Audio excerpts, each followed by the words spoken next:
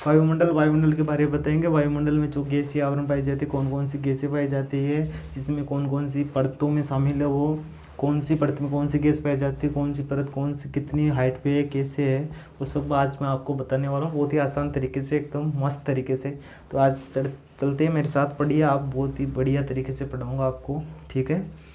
और भी मतलब आपको एकदम बढ़िया तरीके से समझना है इसको, आपको इसको रटना वटना नहीं है, इसको देखना है, बढ़िया समझना है, बाहर लिखना विखना कुछ नहीं है। बाद में आप इसका स्क्रीनशॉट ले सकते हैं, आप इसको पहले समझो। तो वायुमंडल, वायुमंडल है हमारा, वायुमंडल है हमारी पृथ्वी के ऊपर 3 चीज़ें पाई जाती है, वायुमंडल, जलमंडल एंड स्थलमंडल। जो मैं आज पढ़ना वायुमंडल, वायुमंडल की यहाँ जब ये तीनों चीज़ें मिलती हैं तो यहाँ पर एक जैवमंडल का निर्माण होता है, जिसमें जीवन पाया जाता है, जिसमें मतलब जीवन संभव है, जीवमंडल में जीवन संभव है। तो वायुमंडल पढ़ना है आज हमको। तो वायुमंडल, वायुमंडल कैसे कहते हैं, जिससे हमारे चारों ओर जो गैसीय आवरण है उसे हम वायुमंडल कहते हैं, ठीक है।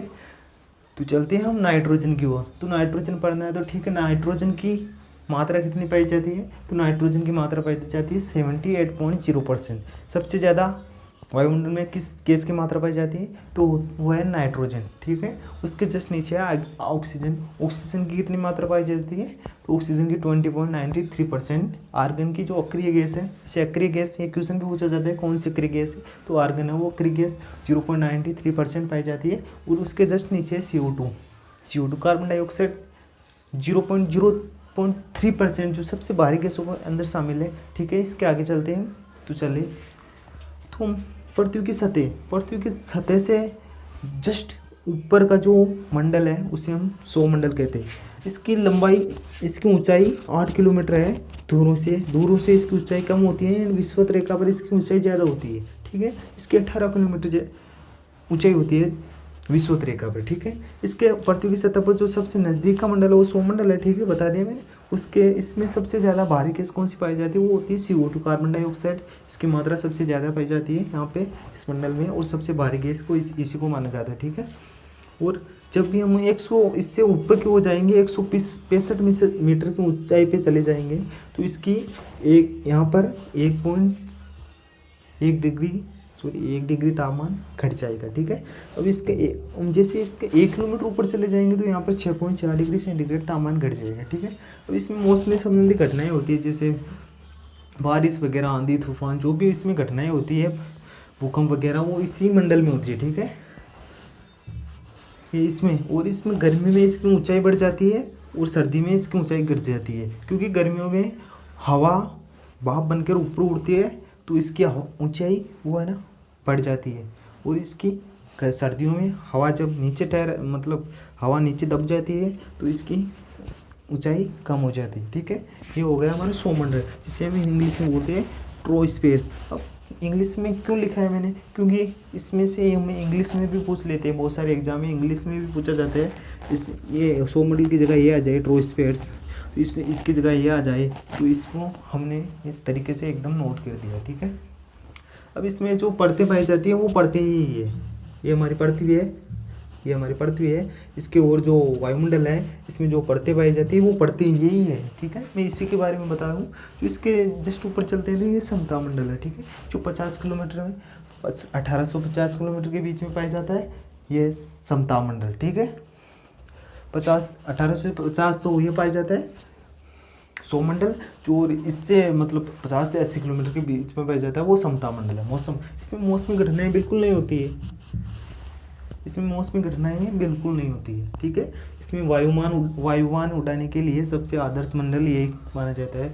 जो हमारी एरोप्लेन वगैरह वो इसमें उड़ने के लिए वो अच्छी रहती है, इसमें कोई मौसमी घटनाएं कुछ भी नहीं होती है, ठीक है।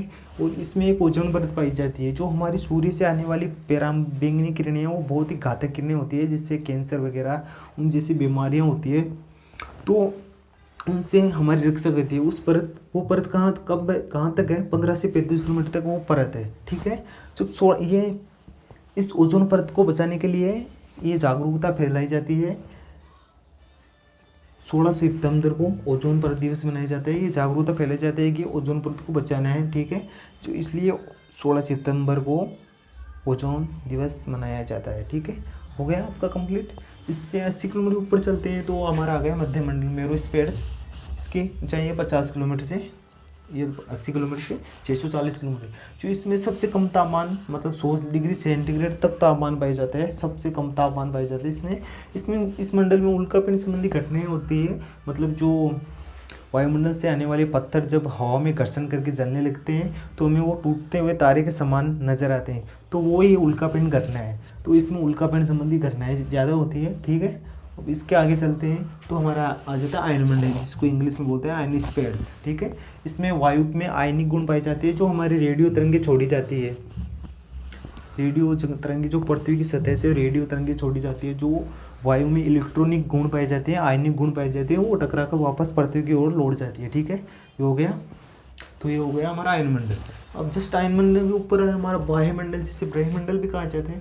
इसमें सबसे हल्की गैसें पाई जाती हैं, एक पॉइंट याद रखना, जिसे हाइड्रोजन हो गई, हीलियम हो गई, हाइड्रोजन हीलियम सबसे हल्की गैसें पाई जाती है। और इसकी ऊपरी सीमा कोई तय नहीं है, मतलब इसकी ऊपरी सीमा किसी को कुछ पता नहीं है, मतलब इसका मेन आंकड़ा पता नहीं है इसकी ऊंचाई कितनी है, जो मैंने 646 किलोमीटर तक इसे नोट किया है, ठीक है। जो हमारे उपग्रह छोड़े जाते हैं वो इसी मंडल में छोड़े जाते हैं। क्यों छोड़े जाते हैं? क्योंकि वो संचार वगैरह की सुविधाएँ उपग्रह में हमें भी सुविधा होती है, वो यही उपलब्ध कराती है, जो इस मंडल में उपग्रह छोड़े जाते हैं। तो कोई क्वेश्चन आ जाए कि हमारे उपग्रह वगैरह किस मंडल में छोड़े जाते हैं, तो वो है वायुमंडल, ब्रह्मंडल, जिसे 100 स्पेस कहा जाता है, ठीक है। वीडियो पसंद आया तो लाइक कीजिए, शेयर कीजिए एंड थैंक यू वीडियो देखने के लिए। वीडियो को आगे शेयर कीजिए।